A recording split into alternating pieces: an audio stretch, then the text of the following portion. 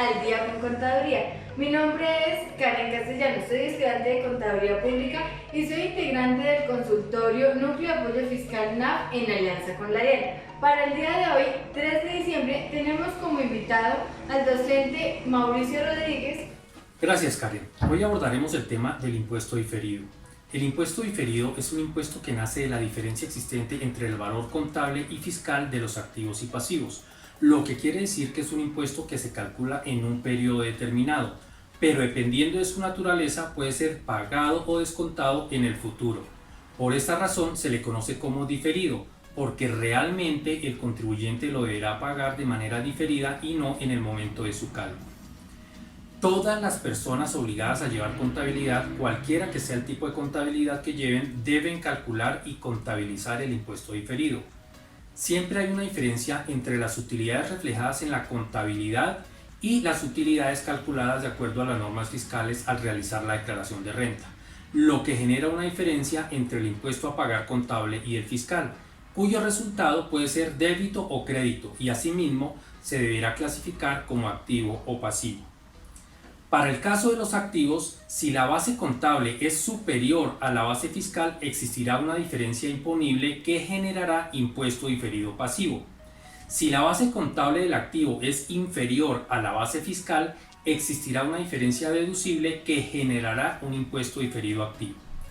Para el caso de los pasivos, si la base contable es superior a la base fiscal, existirá una diferencia deducible que generará impuesto diferido activo. Si la base contable del activo es inferior a la base fiscal, existirá una diferencia imponible que dará origen a un impuesto diferido pasivo. Si la diferencia disminuye el impuesto a pagar de un periodo, se genera un impuesto diferido pasivo porque se tiene la obligación de pagarlo en el futuro. Si la diferencia aumenta el impuesto a pagar de un periodo, se genera un impuesto diferido activo porque se tiene el derecho a disminuir el impuesto a pagar en el futuro. Los estados financieros son muy distintos a las declaraciones fiscales y este aspecto es aceptado por los estándares internacionales, los cuales declaran que estas diferencias dan lugar, entre otros aspectos, al reconocimiento de impuestos diferidos. En la NIF para pymes, este tema lo presenta la sección 29 y en las NIF plenas, los lineamientos lo dan la NIF 12. Al realizarse el cálculo del impuesto diferido en las NIF se hace referencia a las diferencias temporarias, las cuales se evidencian en el estado de situación financiera. Anteriormente, los impuestos diferidos se calculaban en las diferencias temporales, que eran extraídas del estado de resultados.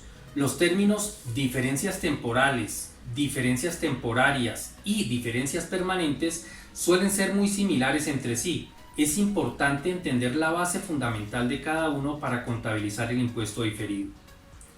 Las diferencias temporarias tienden a revertirse en el tiempo hasta que desaparezcan. Se obtienen del análisis de las partidas del estado de situación financiera y las declaraciones de renta de cada periodo. Representan la acumulación en el valor en libros de los activos y pasivos, de las diferencias temporales presentadas en el periodo actual y en periodos anteriores.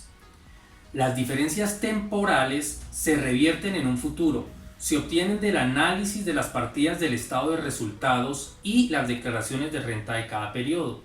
Se acumulan periodo a periodo y se pueden evidenciar como diferencias temporarias en el estado de situación financiera. Las diferencias permanentes. Este tipo de diferencias no tienen impacto en el reconocimiento y medición del impuesto diferido y simplemente se deben tener en cuenta en la depuración de la renta para efectos del cálculo del impuesto corriente. Son aquellas diferencias entre el valor contable y el fiscal de los activos que no se revierten en el futuro. Se presentan por el reconocimiento de gastos que no serán deducibles o ingresos que no serán gravados.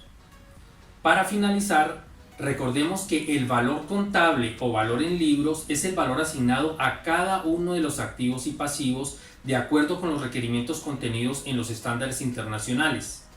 El valor fiscal, por su parte, es aquel por el cual se reportan esos mismos activos y pasivos en las declaraciones de impuestos y se obtienen al aplicar las restricciones, principios, definiciones y requerimientos establecidos en el Estatuto Tributario. En próximos videos veremos casos prácticos para el cálculo del impuesto diferido. Muchas gracias, profesor Mauricio. Recuerden, dentro de 8 días nos conectamos nuevamente con otro tema de interés. Gracias.